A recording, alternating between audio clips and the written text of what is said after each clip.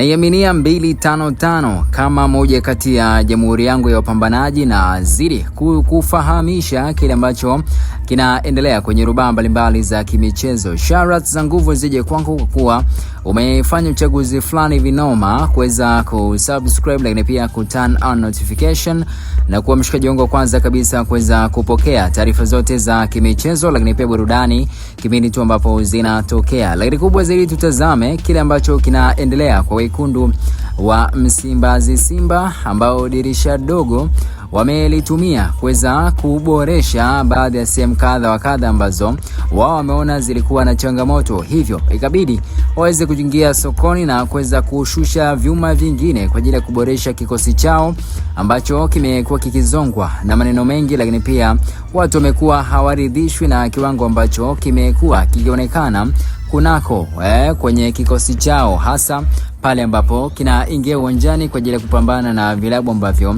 inaonekana wana ushindani kwenye uwanja. Unajua uwanjani bana ndio sehemu pekee ambayo inaonyesha ni kitu gani ambacho timu imejipanga nacho, lakini pia ni kitu gani ambacho kinaweza kutokea baadaye. Sasa kuna taarifa kadha wa kadha ambazo zipo, na moja kati ya taarifa kubwa ni ile ambayo iliweza kutolewa na Singida Black Stars ambao waliweza kuweka hadharani kwamba tayari wamekwisha kuwakabidhi au wamekwisha kumpa mkono wa kila laheri Kiba Bage kwenda kujiunga na klabu ya Simba Sports Club, na comment zilikuwa ni nyingi baada ya kuweza kuona taarifa ile. Ngoja nikusogezee kwamba kwanza taarifa ile ambayo ilitolewa na Singida Black Stars ikieleza hivi: taarifa kwa umma. Singida Black Stars inapenda kufahamisha umma kuwa imekubali maombi kutoka kwa uongozi wa klabu ya Simba Sports Club kumruhusu mchezaji Nixon Kiba Bage kujiunga na klabu hiyo.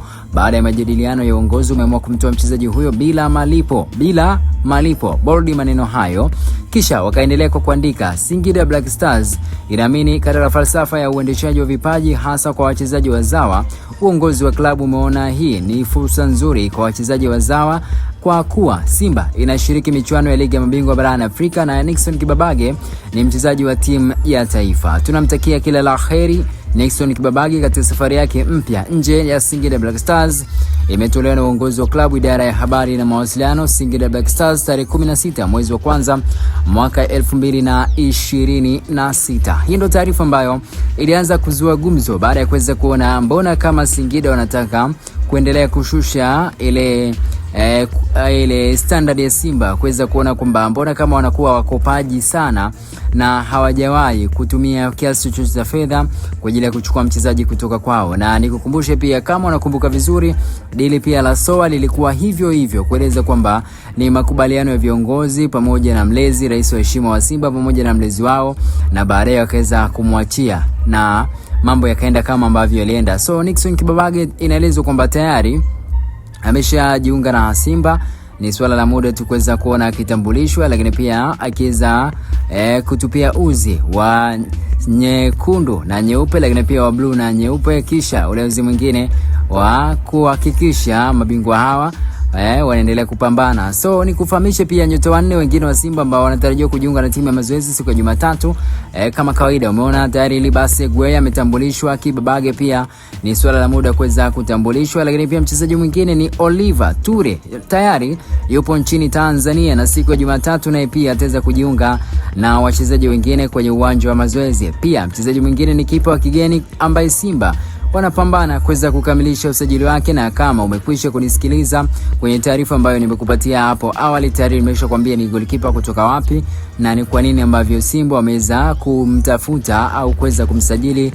Ni kitu gani ambacho kimetokea kwa Musa Pimpin Kamara, lakini pia ni kitu gani ambacho kimeweza kutokea kwa upande wa goalkeeper mwingine ambaye ni mtu mzima Yakub Suleiman ambaye kwa sasa hivi anapambania hali yake kitandani pamoja na mastaa wengine. Comments zimekuwa ni nyingi.